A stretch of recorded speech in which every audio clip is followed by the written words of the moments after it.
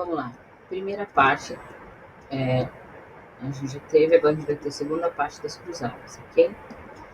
Só para relembrar, a última coisa que a gente viu foi que a Igreja Católica havia se separado em duas igrejas, né? Duas facções diferentes, a Católica Apostólica Romana e a Católica Ortodoxa.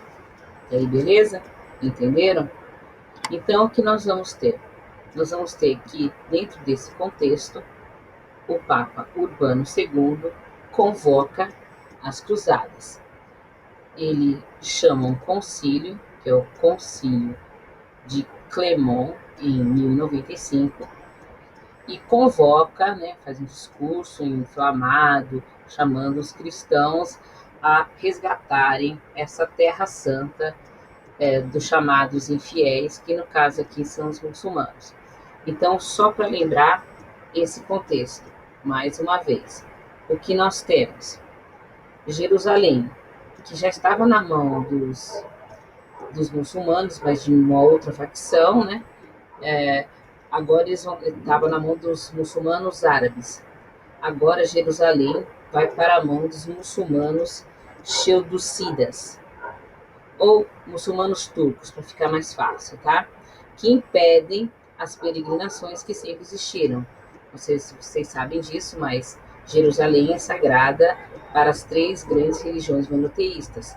Então, eles fazem isso para evitar que esses peregrinos invadam o seu território. Então, você tem esse problema dos muçulmanos, da facção dos turcos, que invadem, que tomam Jerusalém e também atacam, porque eles estão no processo de expansão. Eles também vão atacar o Império Bizantino.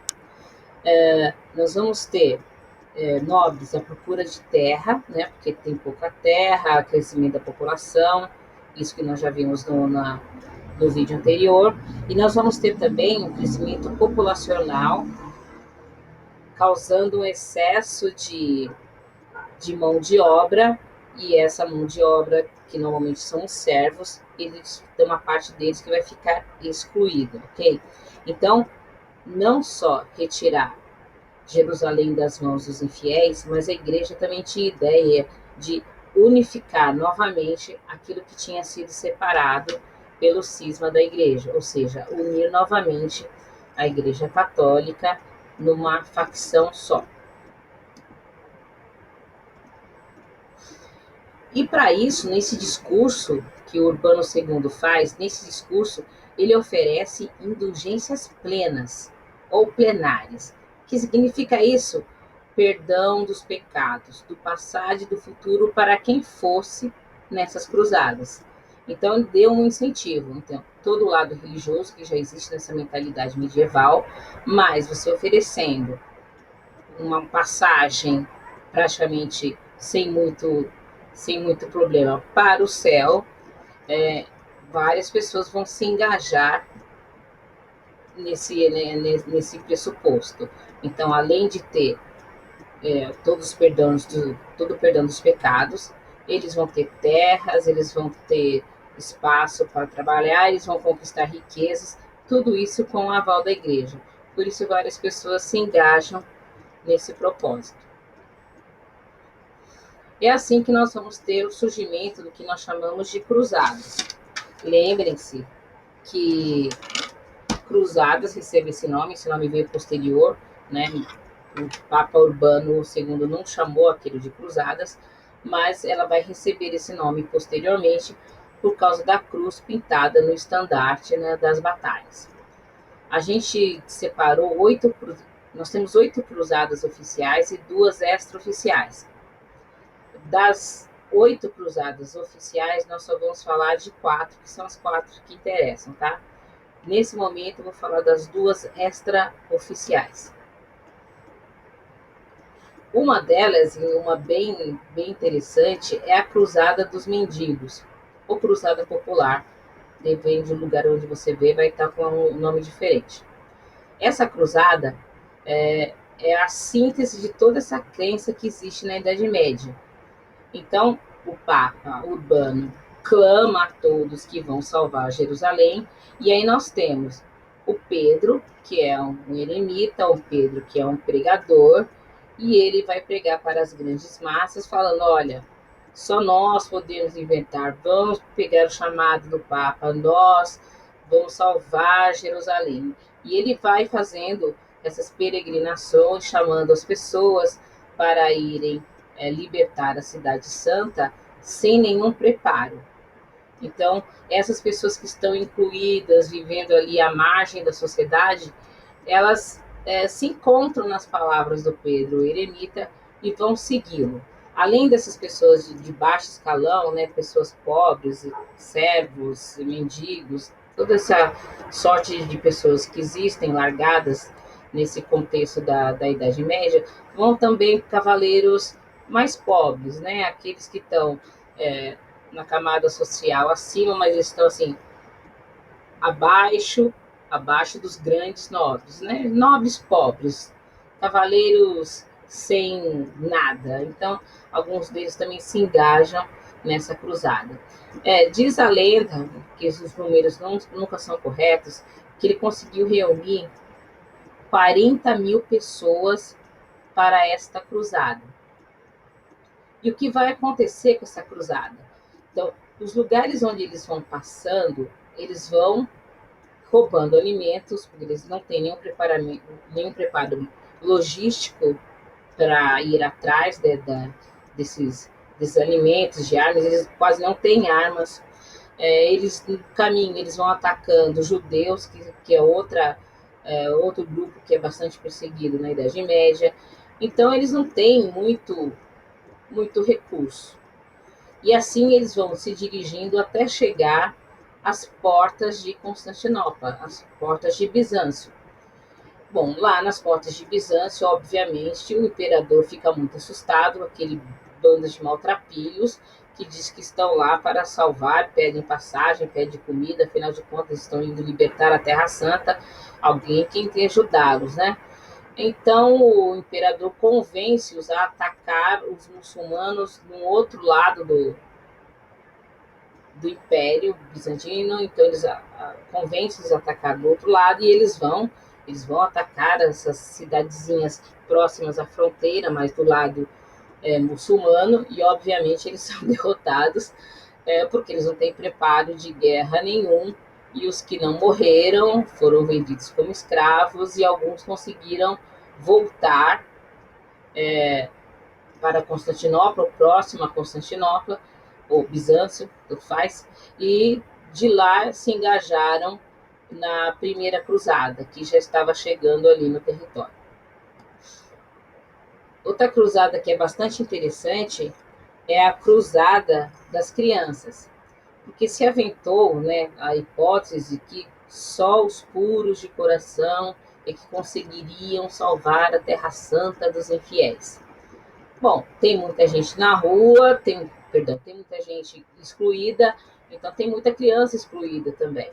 Então existem várias lendas em relação à cruzada das crianças. Algumas dessas lendas dizem que na verdade não eram só crianças, tinham jovens, né, os jovens ali de seus 18, 20, alguns pobres cavaleiros que estavam ali também para ajudar, mas a figura mais conhecida dessas cruzadas é um menino que chamava Estevão, que se achava milagreiro, que foi até o rei da França pedir auxílio e tal. Provavelmente ele não teve essa ajuda, mas mesmo assim ele conseguiu arregimentar bastante gente para essa ideia e várias crianças seguiram esse rapaz. Existem divergências de números, mas algumas pessoas costumam falar que foi mais ou menos uns 10.000 crianças, né? Então existem controvérsias, tá? Bom, basicamente acontece o seguinte: eles vão andando pela Europa até chegarem no lugar, né, para atravessar. Dizem que um deles lá, o Estevão, outro qualquer, manda o mar se abrir, né? Vamos dar uma de Moisés, vamos fazer o mar abrir, e não dá certo, obviamente. E aí eles pegam barcos, né? Eles cedem barcos, olha que gente generosa, cedem barcos para eles atravessarem o mar Mediterrâneo e chegarem até Jerusalém. Obviamente, eles nunca chegaram em Jerusalém, porque os que entraram nesse barco, se não morreram afogados ou de alguma doença, foram vendidos como escravos, então eles nunca chegaram a Jerusalém. A primeira cruzada, que é aquela convocada pelo Urbano II, é a única que se consagrou como vitoriosa dessas cruzadas que vão existir, né, das 8 cruzadas que vão existir. Ela dura um relativo tempo, tem muito mais coisas sobre essas cruzadas do que a gente possa falar. Quem tiver curiosidade pode ler cada uma delas. Aqui a gente vê a trajetória, né, que sai de vários pontos dentro da Europa, e eles vão se dirigindo até as terras próximas a Jerusalém. Essa cruzada é conhecida como Cruzada dos Nobres, porque dela participaram Godofredo de Bouillon pela França, Hugo de Verdois da França, ele é irmão do rei da França, e Roberto II da Inglaterra, da Normandia, que era inglês, ok? São esses caras que vão participar, as figuras relevantes. Tem outras figuras relevantes, tá? Só estou colocando essas. E eles vão atacar Jerusalém. Eles conseguem retomar Jerusalém da mão desses turcos muçulmanos, e é dessa primeira cruzada, que não é só aquele momento, mas são vários momentos que nós chamamos de primeira cruzada, e num desses momentos nós vamos ter a formação do que nós chamamos de ordens religiosas militares.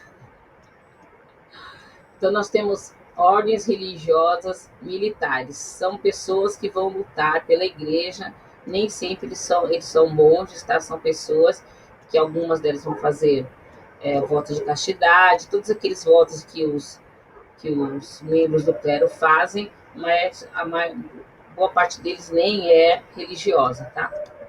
E aí nós vamos ter entre eles, nós vamos ter a Ordem dos Cavaleiros Teutônicos de Santa Maria de Jerusalém, que é uma ordem alemã, então ela vai praticamente para cuidar dos soldados alemães, dos peregrinos alemães. Nós vamos ter outra que se chama Ordem dos Hospitalares de São João Batista de Jerusalém, que são conhecidos como hospitalários, que eles vão dar abrigo, vão dar atendimento hospitalar e defesa dos peregrinos, né? Então o nome é bem característico, é uma ordem que existe até hoje.